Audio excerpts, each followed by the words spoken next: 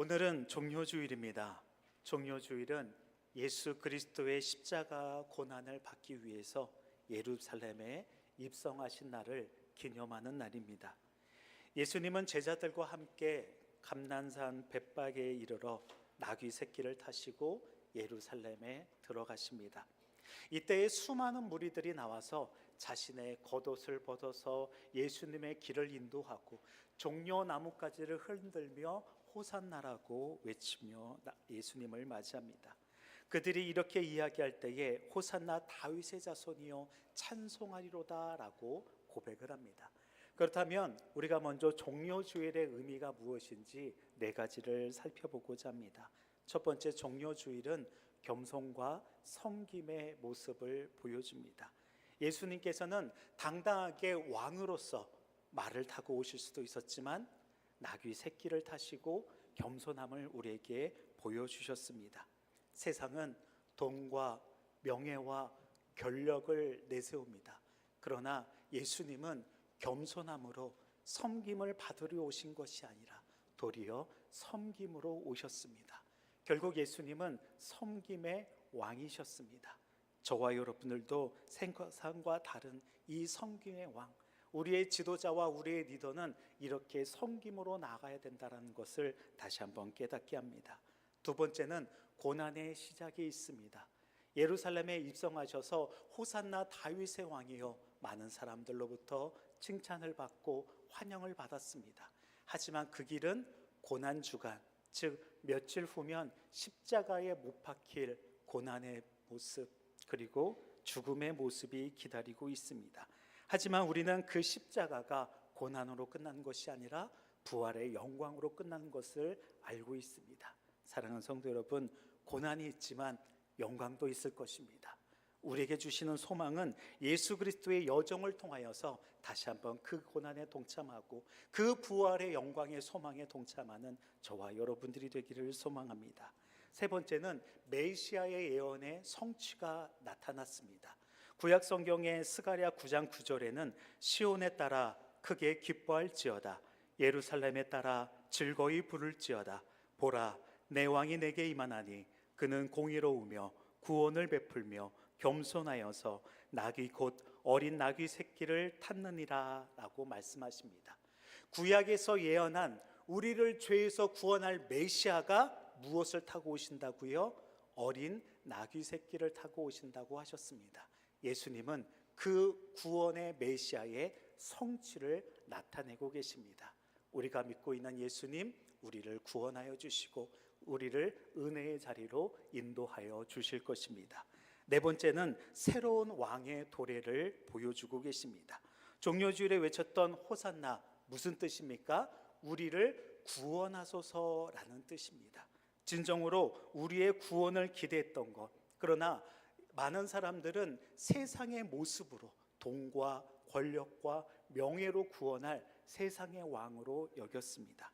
하지만 예수님은 도리어 겸손함으로, 도리어 섬김으로, 도리어 생명을 다하여 희생을 다하여 십자가의 사랑으로 우리에게 나타나 주셨습니다. 우리에게도 이러한 새로운 왕이 필요합니다. 우리에게 십자가의 사랑으로 함께하였던 그 예수 그리스도만이 바로 우리의 믿음의 주요 또한 온전케 하신 이이심을 믿습니다. 사랑하는 성도 여러분, 이번 한 주간도 십자가의 사랑으로 하나님의 사랑을 다시 한번 깨닫고 묵상하고 기도하면서 말씀의 위로를 얻고 말씀의 소망을 얻는 귀한 한 주간이 되시기를 주님의 이름으로 축원을 드립니다. 오늘 본문에 있는 말씀은 예수님의 순환에 대해서 기록하고 있습니다. 예수님께서는 예루살렘에 입성하시고 그리고 나서 이제 장차 본인이 져야 될 십자가가 무엇인지를 바라보게 하십니다. 그때에 먼저 행하였던 모습들이 오늘의 말씀입니다. 겟세마네 동산에 올라가서 기도하셨던 것, 그것이 우리로 하여금 이 땅에 오신 예수님께서 그 사명을 감당할 때에 무엇이 우선순위인가라는 것을 깨닫게 하여 주십니다. 하나님의 사명을 감당하지만 그 사명이 너무나 버겁고 그 사명이 너무나 무거워서 내가 어찌하지 못할 때에 예수님의 모습을 보십시오. 오늘 본문을 따라서 깨어 기도하라는 내용이 무엇인지 말씀을 통해서 함께 살펴보고자 합니다.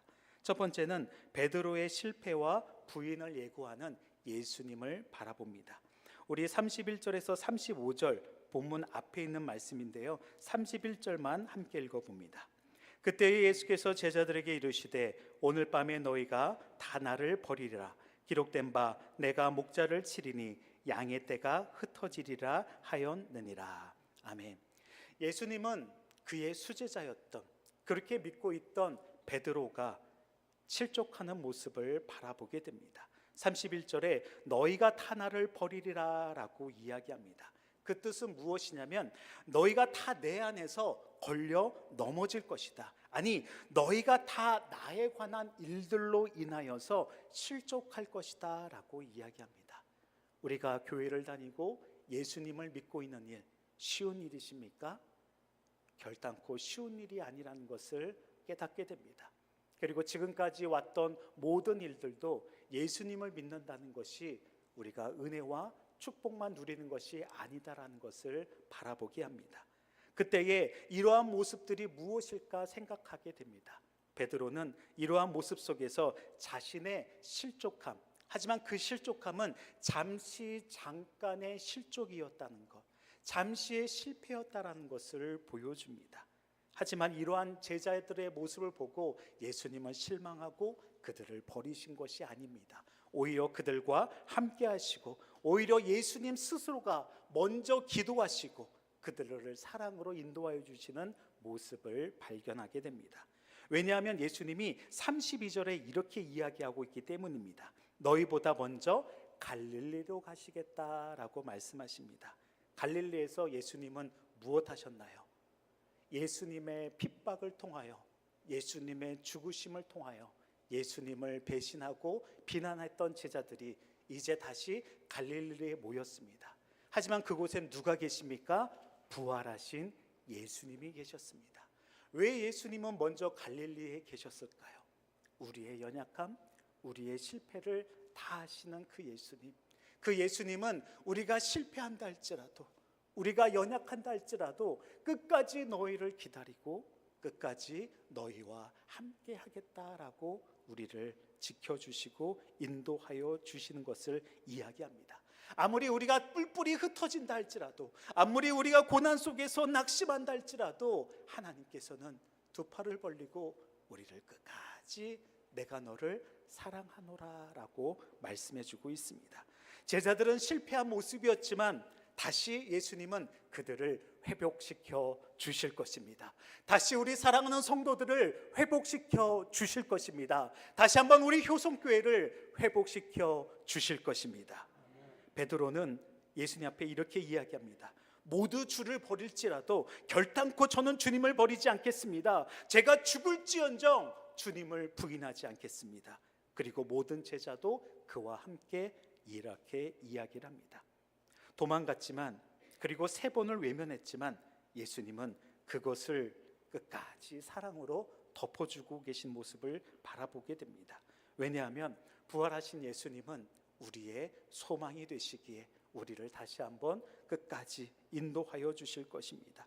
따라서 베드로에 대한 모습들, 그리고 그 제자들에 대한 모습들, 비록 어려움 속에서 연약함을 고백했지만 그것이 전부가 아니고 우리가 소망을 가질 수 있다는 것을 이야기해 주고 있습니다.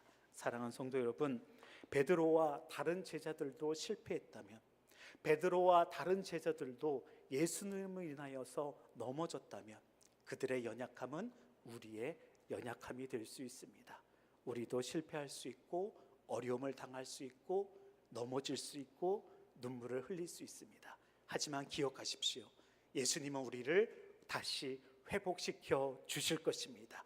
내가 너희와 함께하리라는 임마누엘의 하나님이 언제나 우리의 실패를 실패로만 보는 것이 아니라 고난 속에서 영광으로 이끄시는 하나님의 놀라운 은혜가 저와 여러분들에게 임하여 주실 것입니다.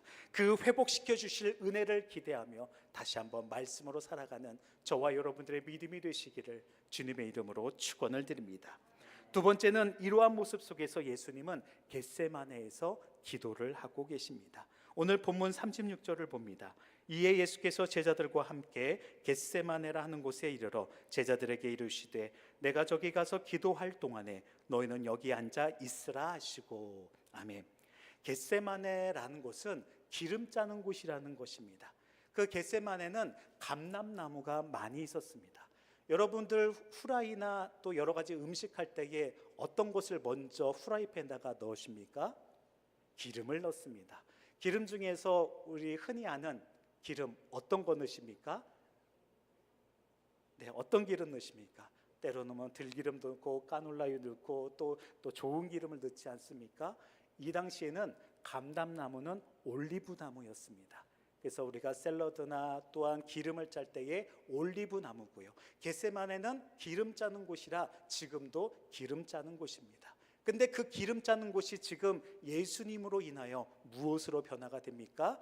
기도하는 곳으로 변하였습니다. 지금도 그곳은 예수님께서 기도했던 기념교회와 기도의 원천이 되었던 모습으로 성지순례의 한 모습이 되었습니다. 예수님께서는 모든 그리스도인들에게 사명을 감당하기 전 무엇을 해야 될지 가르쳐 주셨습니까? 기도해야 된다라는 것을 보여주고 있습니다. 37절 38절을 보십시오. 베드로와 세베대의 두 아들을 데리고 가실새 고민하고 슬퍼하사 이에 말씀하시되 내 마음이 매우 고민하여 죽게 되었으니 너희는 여기 머물며 나와 함께 깨어 있으라 하시고. 아멘. 베드로와 함께 세베대의 두 아들 요한과 야고보가 동행하고 있음을 바라보게 됩니다. 그들은 예수님의 영광을 경험하였지만 이제 예수님의 영광뿐만 아니라 무엇도 경험해야 됩니까? 고난도 경험해야 된다는 것입니다. 저와 여러분들이 고난이 없이는 영광이 없다라는 것을 기억해야 됩니다. 예수님도 사명을 감당하기 전에 무엇을 염려하고 계십니까? 고난에 대해서 염려하고 계십니다. 왜 그럴까요? 예수님은 하나님이시기에 모든 것을 다 하실 수 있는 분이 아니십니까? 여기서 예수님의 본질을, 본성을 함께 나눌 수 있습니다. 예수님은 인카네이션, 성육신으로 이 땅에 내려오셨습니다. 예수님은 하나님인 동시에 곧 무엇이었습니까? 사람의 몸, 즉 신성과 인성이 하나가 되신 분이십니다. 그렇기에 저와 여러분들의 아픔, 저와 여러분들의 고통, 저와 여러분들의 어려움을 예수님도 친히 알고 계시다라고 이해할 수가 있습니다.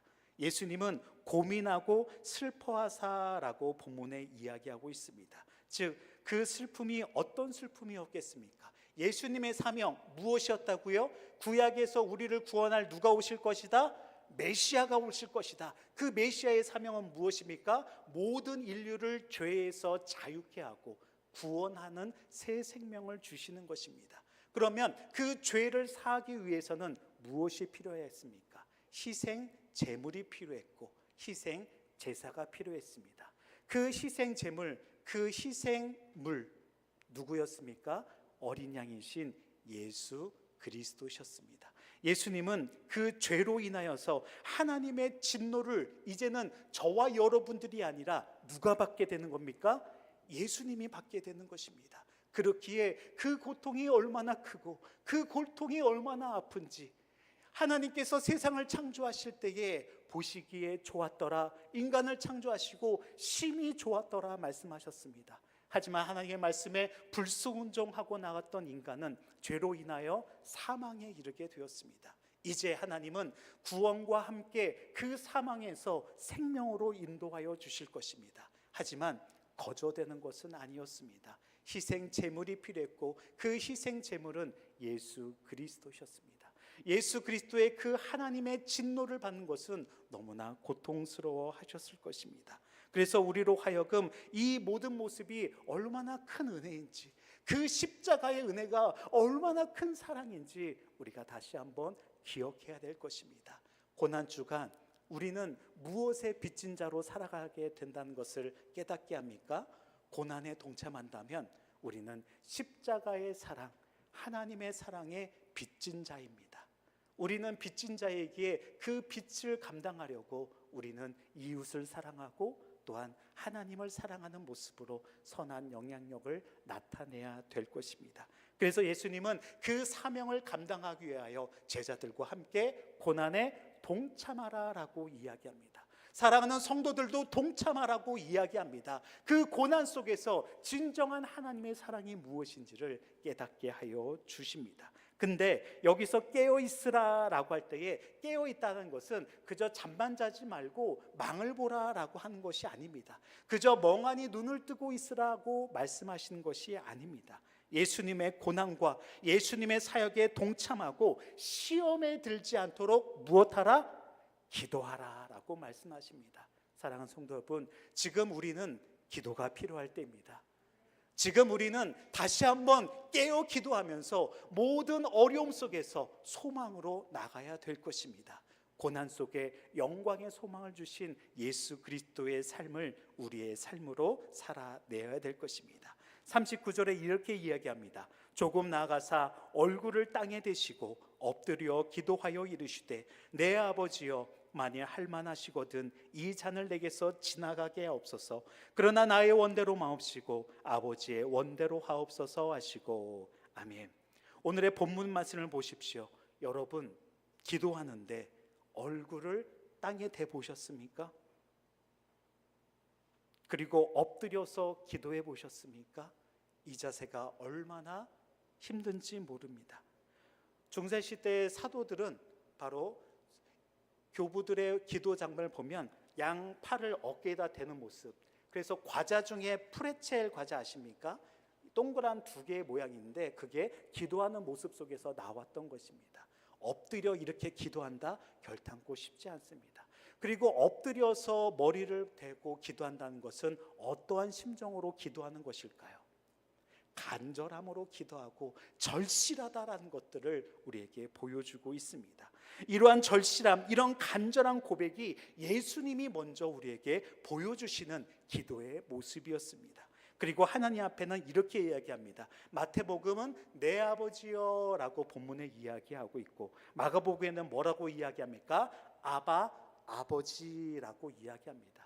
하나님을 아버지라고 하면서 친근하게 고백하지만 그 아버지께 어떻게 기도한다고요? 간절히 기도하고 있는 예수님의 모습을 바라볼 수가 있습니다. 사랑하는 성도 여러분, 우리의 기도는 간절한 기도가 되어야 될 것입니다.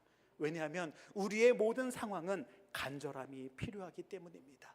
우리가 함께 기도에 또한 고난에 동참하실 때에 간절한 모습으로 다시 한번 하나님의 은혜로 회복되는 놀라운 은혜가 있게 해달라고 간절한 기도가 이번 주 한 주간의 기도가 되어지기를 주님의 이름으로 축원을 드립니다. 그리고 나서 예수님의 기도에 대한 내용을 보십시오. 이 잔을 내게서 지나가게 하옵소서라고 이야기합니다. 구약에서 잔이라는 것은 심판에 대한 모습이 굉장히 많이 상징적으로 나타납니다. 그 심판의 잔을 누가 마십니까? 예수님이 마셔야 됩니다. 근데 그 심판의 잔을 나는 어떻게 하고 싶습니까? 네, 돌리고 싶고 거부하고 싶습니다. 근데 이것은 누구의 뜻이에요? 나의 뜻입니다. 나는 돌리고 싶습니다. 근데 하나님의 뜻은 무엇이에요? 고난에 동참하라라고 말씀해 주고 있습니다. 하나님은 우리를 넘어뜨리고 우리를 실패하려고 그러실까요? 그 내용을 잘 살펴봐야 된다는 것입니다. 예수님의 기도는 간절한 기도였지만 나의 뜻대로 기도하는 것이 아니라 누구의 뜻대로 기도하였습니까? 아버지의 뜻대로 기도하기를 원하셨다라는 것입니다. 그리고 아버지의 뜻이라면 지금 내가 당하는 고난, 지금 당하는 이 고통, 이것을 내가 간절한 마음으로 받고 다시 한번 그 고난에 동참하면서 하나님께서 이곳을 향하여 역사하시는 하나님의 뜻, 아버지의 뜻이 이루어질 수 있도록 은혜를 더하여 주옵소서. 하늘의 뜻이 이루어진 것 같이 이 땅에서도 이루어 주옵소서라고 기도하는 간절한 기도였습니다. 우리의 기도가 이러한 기도가 되기를 소망합니다. 사랑하는 성도 여러분, 예수님은 십자가의 공포가 얼마나 고통스러운지 아셨습니다. 신성이 있었지만 인성이 있었던 성육신으로서 그 당시 로마 제국의 십자가형은 최고의 형벌이었습니다. 그래서 로마 시민은 결단코 십자가 처형을 하지 않았습니다. 오히려 이방 민족과 반란을 일으키는 자들은 거리에 십자가를 놓아두고 산채로 매달아 피를 흘리고 물을 흘리면서 메말라 죽는 비참한 처형의 도구였습니다. 예수님은 이러한 모습 속에서도, 이러한 육체적 고통 속에서도, 하나님께 버림받게 되어질 영적인 고통 속에서도 간절함으로 하나님을 바라보았습니다. 신명기에 나타나는 21장에 뭐라고 이야기합니까? 나무에 달린 자마다 다 저주받은 자다라고 이야기합니다. 하지만 그 모든 고난과 저주 누가 다 짊어지셨습니까? 예수님이 짊어지셨다라는 것입니다. 왜 그럴까요? 저와 여러분들을 사랑하시고, 십자가는 그래서 우리는 뭐라고 이야기할 수 있습니까? 사랑이다라고 이야기할 수 있는 것입니다.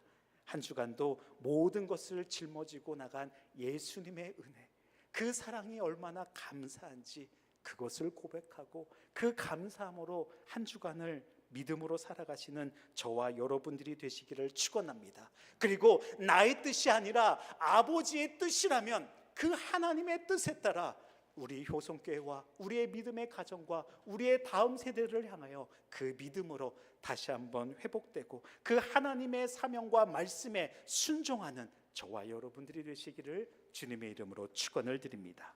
세 번째는 제자들의 연약함을 아시는 예수님을 바라볼 수가 있습니다. 우리 40절을 보면 제자들에게 오사 그 자는 것을 보시고 베드로에게 말씀하시되 너희가 나와 함께 한 시간도 이렇게 깨어 있을 수 없더냐. 아멘. 스승이 제자를 찾아옵니다. 고대 사회에서는 제자들이 스승과 함께 있습니다. 그리고 스승의 가르침을 받는 것이 제자들의 모습이었습니다. 소크라테스의 제자들이 있었다면 그 소크라테스의 그 사상과 철학에 대해서 제자들은 계승하고 믿고 실천해야 했습니다. 세례 요한의 가르침이 있어서 세례 요한 공동체가 있었습니다. 그 제자들은 예수님을 향하여 저들은 기도가 있는데 왜 우리는 기도가 없습니까? 기도를 알려주옵소서. 그때 예수님은 뭐라고 하셨습니까? 너희는 이렇게 기도하라 라고 하면서 주기도문을 가르쳐 주었습니다. 그런데 스승이 제자들과 함께 했는데 스승은 머리를 대고 땅에 엎드려 기도하는데 제자들은 무엇을 하고 있습니까? 잠을 자고 있습니다. 얼마나 실망스러운 모습입니까? 이 한 시간도 함께 기도할 수 있는 자가 없느냐? 너희들 중에 이 고난 속에서 나와 함께 한 시간도 기도할 자가 없느냐? 라고 책망을 하고 계시는 것입니다. 그런데 예수님은 책망만 하신 게 아니라는 것을 보게 됩니다. 우리의 연약함을 책망만 하시는 게 아니라 어떻게 인도하고 있는지를 바로 바라봐야 됩니다. 41절에 시험에 들지 않도록 어떻게 하라? 기도하는데 어떻게 하라? 깨어 기도하라 라고 말씀해 주고 있습니다. 그런데 우리는 항상 어떻게 이야기합니까? 마음은 언이로되 육신이 연약합니다 라고 고백을 합니다. 저와 여러분들은 연약합니다. 계속 넘어집니다. 실패합니다. 그래서 항상 우리는 고백합니다. 마음은 언이로되 육신이 연약함을 고백합니다. 그런데요, 감사한 것은 하나님은 그 모든 것도 다 알고 계십니다. 하나님은 여러분들의 있는 모습 그대로 그 연약함까지도 받아주시는, 그 연약함까지도 사랑해 주시는 사랑의 하나님이십니다. 그래서 우리가 시험에 들지 않도록 깨어 기도하라고 말씀해 주고 있는 것입니다. 베드로에게 말씀하시고 제자들에게 말씀하시는데 우리에게 시험에 들지 않도록 어디서 보았던 문구 아닙니까? 주기도문에도 있지 않습니까? 시험에 들지 않도록 하는 간구함이 주기도문에도 나와 있는 것입니다. 왜냐하면 마지막 때가 되면 사단의 유혹과 사단의 미혹이 저와 여러분들을 흔들 것입니다. 교회 공동체를 흔들고 우리의 믿음을 흔들고 우리가 끝까지 죄악 가운데 거할 수 있도록 우리를 넘어뜨릴 것입니다. 그것이 사단이 우리에게 행하는 모습들이다라는 것입니다. 그래서 우리는 무엇에 들지 않도록, 시험에 들지 않도록 기도하는데 어떻게 깨어 기도해야 된다고 말씀해 주고 있습니다. 유혹이 있을 수 있고 환난이 있을 수 있습니다. 그러나 우리는 기억해야 됩니다. 깨어 기도할 때에 우리의 연약함 속에서 십자가의 능력이 나타날 것입니다. 마음은 언이로되 육신은 약하도다, 이러한 모습이 있었지만 그럼에도 불구하고 하나님께서는 우리에게 성령을 주시고 그 성령의 능력으로 우리가 함께 모여 기도하고 함께 모여 사명을 감당할 수 있도록 은혜를 더하여 주실 것입니다. 42절로 쭉 이야기하는 것 가운데에 46절 마지막으로 한번 보십시오. 46절 말씀에 뭐라고 이야기합니까? 일어나라 함께 가자. 보라 나를 파는 자가 가까이 왔느니라. 아멘. 저는 41절에도 이야기하는 것, 두 번째로 나아가 기도하실 때에 만일 내가 마시지 않고 이 잔이 내게서 지나갈 수 없거든 누구의 원대로? 아버지의 원대로 하옵소서라고 이야기하고 있고요. 44절엔 또 뭐라고 이야기합니까? 세 번째 똑같은 말을 하고 있다라고 이야기합니다. 아버지의 원대로 한다라는 것은 원어로 보면 게네세토토 살라마스라고 합니다. 당신의 뜻이 이루어지게 하여 주옵소서라는 것이죠. 우리는 하늘의 뜻이 이 땅에서도 이루어질 수 있도록 우리의 사명이 복음 전도자의 사명인 것을 바라보게 됩니다.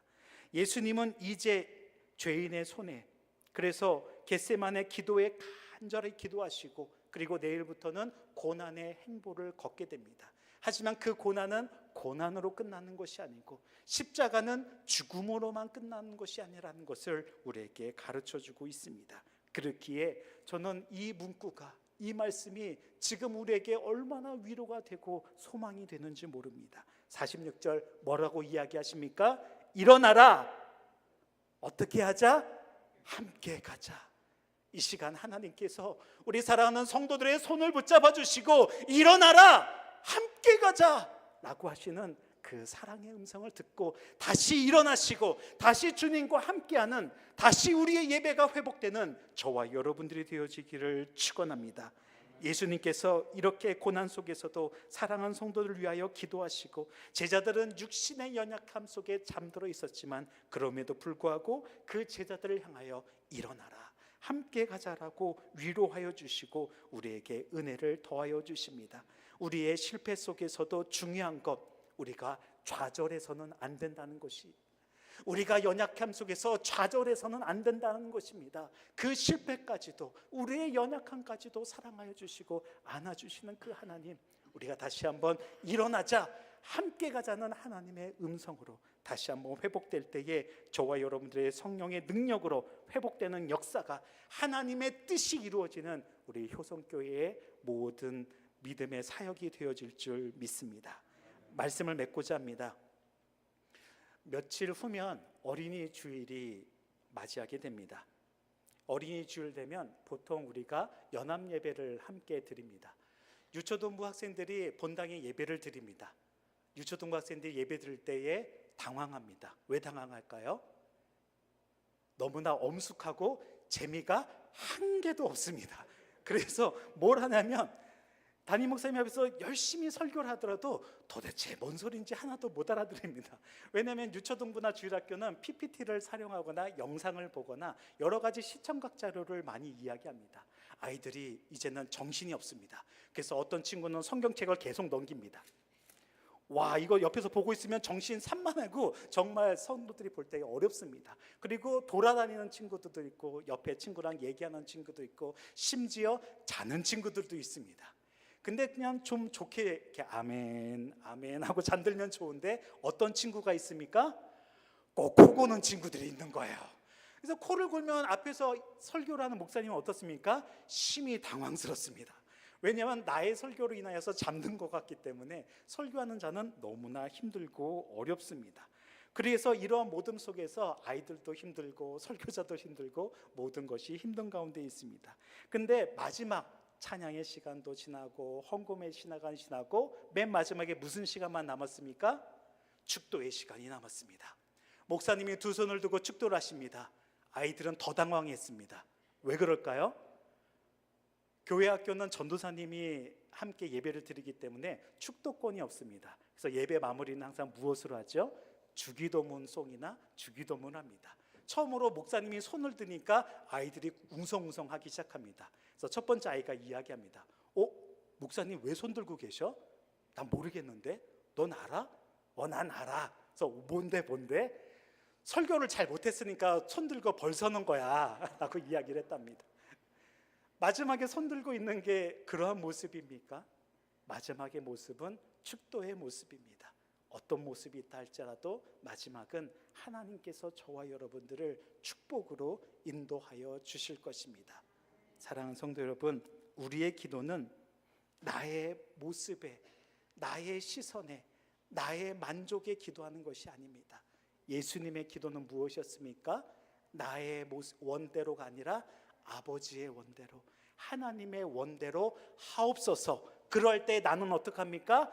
하나님의 뜻대로, 아버지의 뜻대로 십자가의 고난에 동참하겠습니다 라고 하고 고난의 길을 가셨습니다. 그리고 예수님은 제자들로 향하여금 너희도 함께 가자라고 이야기를 합니다. 그리고 제자들을 향하여 3번이나 말씀하시고 3번 기도하셨다라고 이야기합니다. 근데 그때의 제자들은 깨어 기도하지 않았습니다. 심지어 대표적인 베드로를 보십시오. 예수님이 3번 기도하시고 3번 말씀하실 때에 마음은 어디로되 육신은 연약하다고 잠들었습니다. 근데 그는 위기 상황 속에서, 환난 상황 속에서 어떠하였습니까?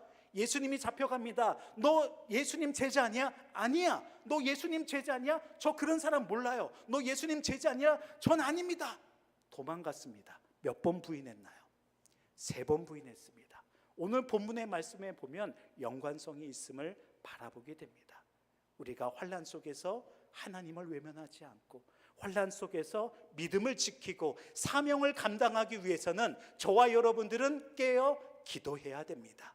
그럴 때에 우리는 베드로처럼 연약한 모습으로 나아가지 않고 다시 한번 아버지의 뜻대로 하나님의 그 고난에 동참으로, 고난이 끝이 아니라 그 고난은 십자가의 사랑으로 하나님의 능력이 나타날 것이고 그 하나님의 능력은 저와 여러분들의 하늘의 영광으로 덧입혀지시는 은혜가 나타날 것입니다.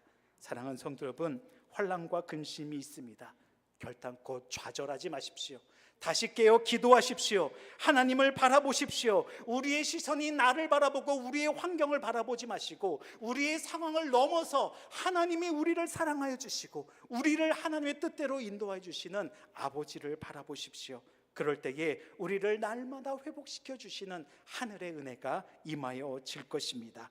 다시 일어나는 저와 여러분들이 되기를 소망합니다.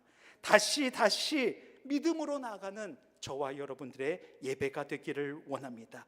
다시 한번 이번 주 십자가를 바라보고 하나님을 바라보는 복된 한 주간이 되기를 소망합니다. 예수님의 십자가의 고난, 그 고난도 나도 지게 하여 주옵소서.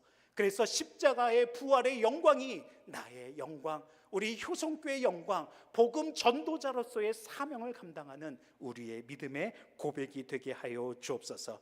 예수님처럼 깨어 기도하는 은혜의 고난주간이 되시기를 주님의 이름으로 축원합니다. 기도하겠습니다.